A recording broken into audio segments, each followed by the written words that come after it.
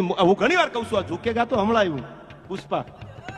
તેદી રણછોડ રબારીએ કીધું તું કોના બાપની તેવડ છે હિમાળા જો ઘેરી ન લઉં અને ઠેઠ કરાચીના લાહોરના પાદર સુધી ભેળો હાલું અને પારોટના પગલા ભરું તો મારી જનતાનું ધાવણ લાજે.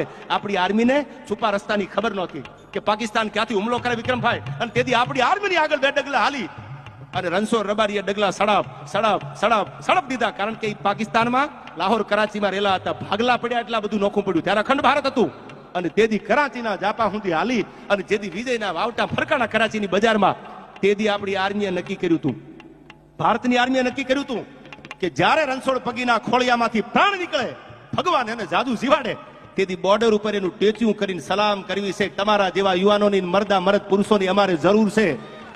અને તેથી આજ પણ આ યુવાનોને કહું છું, જાવ તો કોક દી નળાબેટના પાદરમાં, આજ જે આપણી બોર્ડરની ફેન્સિંગ છે જે નળાબેટમાં, આજે રણછોડ રબારીનું ટેચ્યુ કરીને જયારે ગરીબ